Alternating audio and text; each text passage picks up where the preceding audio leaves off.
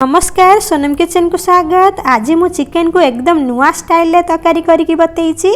आपको आप चिकेन मसला कही पारे कि चिकेन भुना मसला कही पारे। यही टाइप चिकेन भुना मसला करके आप रुटी पूरी पराठा सांगे खाई पारे कि गरम भात सांगे खाई पारे। खाइबा बहुत टेस्ट लगे। तो भिडियोटी को फुल वाच करंतु आ मु एथिरे कौन कौन सब देइछि आपण देखिकी जानि पारिबे। प्रथमे गैस रे करेई बसे देइछि। करेईटी ताती गला परे एथिरे गोटे चमच जीरा देई देबी आ गोटे चमच धनिया देई देबी आ गोटे जायत्री फूल देई देबी। एबे एथिरे खंडे दालचीनी देई देबी, गुजराती 4-5टा देई देबी, गोलमरीच अल्प टिके देबी। ये सब को अल्प टिके फ्राए कर देबी। टिके लाल हवा जे फ्राए करी, बेसी फ्राए करबा नहीं।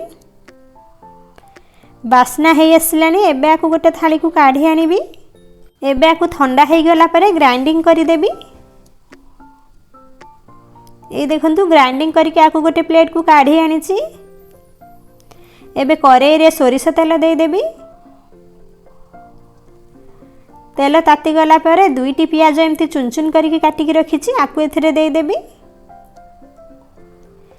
पियाज टी को फ्राए कर देबा। गैस टी को मीडियम रु सिम करके टिके लाल हवा जाए आकु फ्राए करिबी।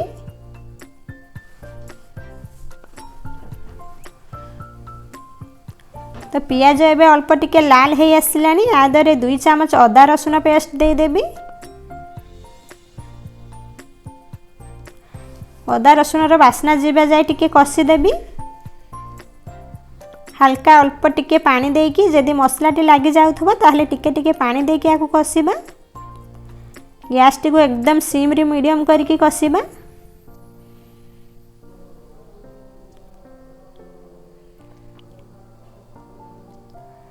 तो मसलाटी एबे कषी हे आसिलानी। एबे टमाटर गोटे काटिकी रखिछि आकु देई देबी। आपण चाहिले टमाटर को पेस्ट करके एथिरे देई परिबे। गोटे बड़ साइज रे टमाटर मु नेइथिली। तापरे एबे एथिरे गुंड मसला ऐड करिबा। हळदी गुंड हाफ चमच दे देबी, लंका गुंड हाफ चमच देबी, टेस्ट अनुसार लूण दे देबी। चिकेन पाया मसला पाया मु जति कि लूण आवश्यक से अनुसार लूण दे देइछि। आकु भल्ला भाबे गोळेई देबी।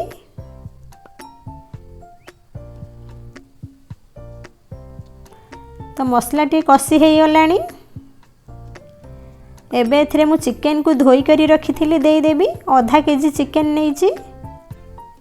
तापरे चिकेन को मसला सहित भल्ला भाबे मिसई देबी। तो भल्ला भाबे गोळेई हे जाइछि। एबे आकु घोड़े दबा। घोड़े घोड़े आकु कषिबा। यार पानी जेमती मरी जिवो। मझी मझिरे टिके गोळौथिबी। चिकेन जेमती न लगी जीव करेई रे सेतिपति टिके ध्यान देबे। तो आकु एमती मझी मझिरे गोळेई गोळेई घोड़ौथिबी। यार पानी अंश जे पर्यंत न मरी जाइछि। आशा करुछि मोर ए रेसिपीटी आपण मानकु पसंद आसीबो। आ जदि पसंद आसे ताहले मो चैनल टी को सब्सक्राइब करि देबे। ये देखंतु चिकेन लो पानी मरी गलानी। चिकेन लु तेल मध्य बाहरी आसिलानी। भल भाबे कषी मध्य हेई गलानी। तो आकु भल भाबे गोळेई दउछि।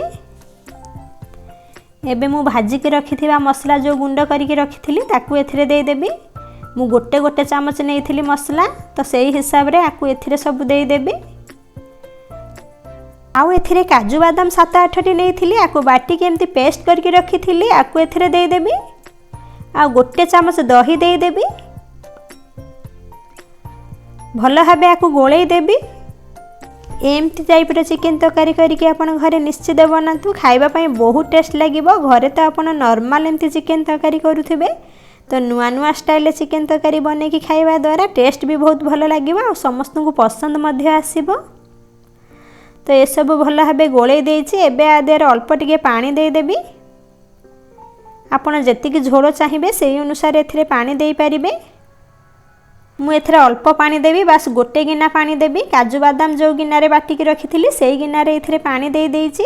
आ आकु भल भाबे गोळेई देबी। एबे आकु कभर करी अल्प समय फुटिबा पई छाडी देबी। कारण चिकेन टी आमर सिझी जाइछि। ये देखंतु चिकेन भल भाबे रेडी हो गलानी। एबे गैस टी को बंद कर देबी। या पर धनिया पत्र दे देबी। तो टेस्टी चिकेन भुना मसला टी आमर रेडी हो जाइछि। आकु गोटे जगह को काढ़ी आनिबी। यही टाइप रो चिकेन तरकारी करके आपण रुटी पूरी पराठा संगे खाई परिबे किबा गरम भात संगे खाई परिबे। खाइबा पई बहुत भल लागिबो। आ भल लागिले वीडियो टी को लाइक कमेंट शेयर कर दियंतु। चैनल टी को ए जे सब्सक्राइब करि नाहंती ताहले सब्सक्राइब कर दियंतु। पाखरे थिबा बेल आइकन को दबे दियंतु जहा द्वारा मोर नुवा वीडियो रे नोटिफिकेशन पहुंची जिवो। धन्यवाद।